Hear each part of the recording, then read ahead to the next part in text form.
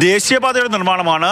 വരും കാലങ്ങളിൽ ഒട്ടേറെ വാഹനങ്ങൾ മിനിറ്റുകൾ ഇടവിട്ട് പോകേണ്ട റോഡാണ്. പക്ഷേ ആ നിർമ്മാണ പ്രവർത്തനങ്ങളിൽ യാതൊരു തരത്തിലുള്ള ശ്രദ്ധയും ദേശീയപാത അതോറിറ്റിയുടെ ഭാഗത്തു നിന്നുണ്ടാകുന്നില്ല. യാതൊരു തരത്തിലുള്ള ഒരു നിരീക്ഷണവും ഉണ്ടാകുന്നില്ല എന്നുള്ളത് തന്നെയാണ് കഴിഞ്ഞ ദിവസം ഉണ്ടായ അപകടത്തിന് ഏറ്റവും പ്രധാനപ്പെട്ട കാരണം കൂടി ഇത് തന്നെയാണ്.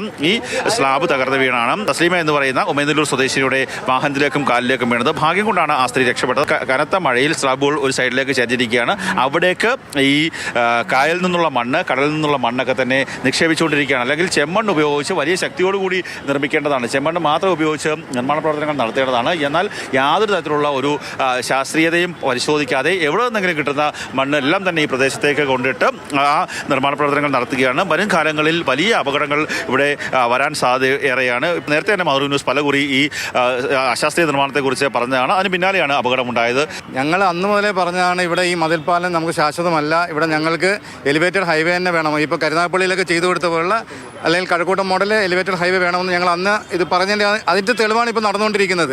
ഇപ്പോൾ ഇതിന് തൊട്ട് മുമ്പാണ് കുറച്ച് മുമ്പ് ഫെഡറൽ ബാങ്കിൻ്റെ നേരെ മുമ്പിൽ അത് ഏറ്റവും മേളിലത്തെ പാളിയാണ് ഇതേപോലെ ഇളകുന്നത്. ഞങ്ങൾ നിരന്തരമായ ആവശ്യം എന്ന് പറഞ്ഞതിന് ശേഷമാണ് അവർ ആ പാളി മാറ്റി ഞങ്ങൾ റെഡിയാക്കി തന്നത്. അവിടെ വലിയ പാളി വീഴുകയാണെങ്കിലും ഒന്ന് ആലോചിച്ച് നോക്കി എത്ര വണ്ടികളാണ് ഒരു ദിവസം ഇതിൻ്റെ മുമ്പിൽ കൂടെ പോയാൽ വരികയും ചെയ്യുന്നത്. ഇതാർക്ക് വേണ്ടിയിട്ടാണ് സർക്കാർ അതാ പറയേണ്ടത്, ഇതാർക്ക് വേണ്ടിയിട്ടാണ് ഈ മധുരം ഉണ്ടാക്കുന്നത്? ജനങ്ങൾക്ക് വേണ്ട സുരക്ഷിതത്വമാണ് ഇവർ ഉറപ്പാക്കേണ്ടത്. ഒരു സ്ത്രീ ഇന്നലെ അപകടത്തിൽപ്പെട്ട ഒരു പക്ഷേ ഭാഗ്യം കൊണ്ടാണ് രക്ഷപ്പെട്ടത്. അവരെ വലിയ സ്ലാബ് അവരുടെ ദേഹത്തേക്ക് വീണിട്ടുണ്ടെങ്കിൽ മരണം വരെ സംഭവിക്കാമായിരുന്നു. ഈ പണിയിലുള്ള പോരായ്മ കൊണ്ടാണ് ഇത് സംഭവിച്ചത്. നേരെ രീതി വർക്ക് ചെയ്താൽ ഇങ്ങനൊന്നും സംഭവിക്കത്തില്ലായിരുന്നു. കഴക്കൂട്ടം മോഡലിലുള്ള എലിവേറ്റഡ് ഹൈവേ ചെയ്ത് കഴിഞ്ഞാൽ ഈ സർവീസ് റോഡിന് നല്ല വീതിയും കിട്ടും, അടിയിൽ പാർക്കിംഗ് സൗകര്യം എല്ലാം കിട്ടും. ഇതിപ്പോൾ ഈ ചെയ്തിരിക്കുന്ന വർക്ക് കൊണ്ട് യാതൊരു ഉപയോഗവും ഇല്ലാത്ത രീതിയിലാണ് നാളെ വരാൻ പോകുന്നത്.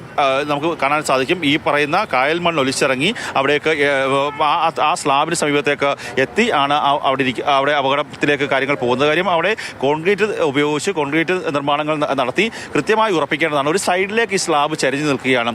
അപ്പോൾ ഇവിടുത്തെ നാട്ടുകാരൊക്കെ തന്നെ ഈ കാര്യത്തെക്കുറിച്ച് സംസാരിക്കുമ്പോൾ ദേശീയപാത അതോറിറ്റി ഉദ്യോഗസ്ഥരോടും ഈ നിർമ്മാണ പ്രവർത്തനങ്ങൾ ഏറ്റെടുത്ത കരാർ കമ്പനികളോടും സംസാരിക്കുമ്പോൾ ഇതാണ് ഇതിൻ്റെ രീതി, ഇവിടുത്തെ രീതി ഇങ്ങനെയാണ് എന്നൊക്കെ പറഞ്ഞ് അവരുടെ പരാതികൾ പോലും മുകളിലേക്കെടുക്കാത്ത രീതിയിലുള്ള ഒരു പ്രതികരണമാണ് ഈ ഉദ്യോഗസ്ഥരുടെ ഭാഗത്തു നിന്നുണ്ടാകുന്നത്. വരും കാലങ്ങളിൽ അപകടമുണ്ടായി കഴിഞ്ഞാൽ വലിയ രീതിയിൽ ജനങ്ങളുടെ ജീവനൊക്കെ തന്നെ പ്രതിസന്ധിയിലാക്കുന്ന അവസ്ഥയിലേക്ക് കാര്യങ്ങൾ പോകും.